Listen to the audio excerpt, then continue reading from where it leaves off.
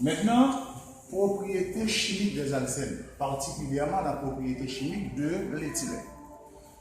On dit thermolyse. La thermolyse, c'est le phénomène par lequel une substance chimique est décomposée par la chaleur. On peut dire thermolyse ou action de la chaleur. Donc, en présence de la chaleur, l'acétylène se transforme en carbone, de dihydrogène, de l'acétylène et du méthane. Deuxièmement, on parle de la combustion. Il existe deux types de combustion. Une combustion complète et une combustion incomplète. Donc, dans la combustion complète, la quantité d'oxygène est suffisante pour combiner avec le carbone et avec de l'hydrogène. Ce qui produit avec le carbone le gaz carbonique ou dioxyde de carbone, de formule chimique CO2, et de l'eau. On a équilibré. On a 2 atomes de carbone ici, 2 atomes de carbone. On a 2 fois de 4 atomes d'hydrogène, 4 atomes d'hydrogène. On a 2 fois de 4 plus 2 oxygènes, ça donne 6 oxygènes. 3 fois 2, 6. Donc on fait la combustion de l'acétylène, de l'éthylène. Maintenant la combustion est complète. Alors la combustion est complète, il n'y a pas suffisamment d'oxygène pour combiner avec le carbone, parce que l'hydrogène est plus réducteur que le carbone. C'est l'hydrogène qui s'empare de la petite quantité d'oxygène qu'il y a. C'est pourquoi on constate un dépôt de carbone et l'oxygène qui est combiné avec l'oxygène pour former de l'eau. À chaque fois, on essaie d'équilibrer. On a 2 atomes de carbone ici, on a 2 atomes de carbone. 2 fois 2, 4 atomes d'hydrogène, on a 4 hydrogènes. 2 oxygènes, 2 oxygènes. Ça, c'est la combustion complète.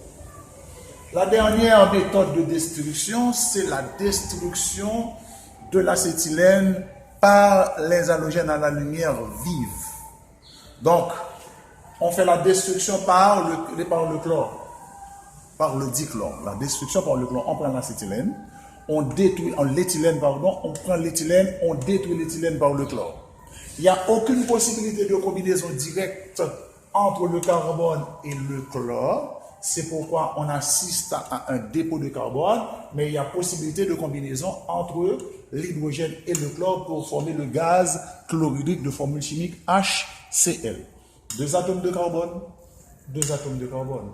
4 atomes d'hydrogène, 4 atomes d'hydrogène. 4 atomes de Cl, 2 fois 2, 4. Ça, c'est la destruction par le chlore à la lumière vive. Maintenant, destruction par le brome. La réaction est analogue à celle du chlore. Donc, on prend de l'éthylène dans sa formule chimique C2H4. On détruit l'éthylène par le brome de formule chimique Br2. Donc, il n'y a aucune possibilité de combinaison entre le carbone et le dibrome. C'est pourquoi on assiste à un dépôt de carbone.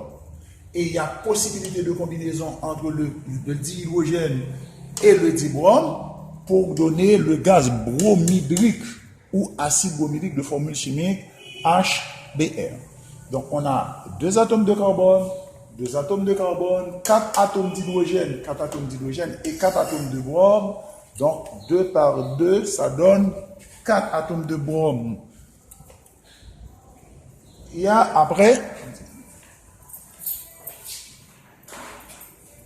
4 atomes de brome, on multiplie ici par 2.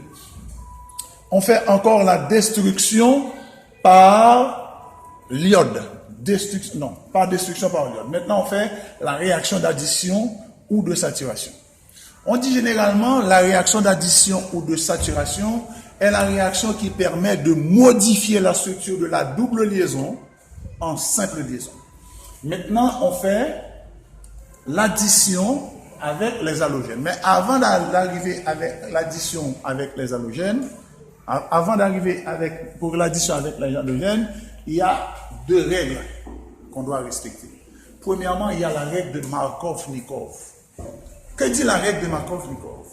La règle de Markov-Nikov stipule dans l'addition d'un alcène ou d'un alcyne dissymétrique à un réactif dissymétrique, l'hydrogène se fixe sur le carbone de la double liaison ayant la plus grande quantité d'hydrogène. C'est pourquoi on parle du carbone le plus hydrogéné.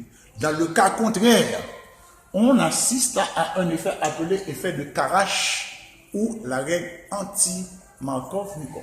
Donc la référence pour cette règle, c'est dans le livre. Maintenant, on fait l'addition des halogènes à la lumière diffuse sur l'éthylène. Addition des halogènes.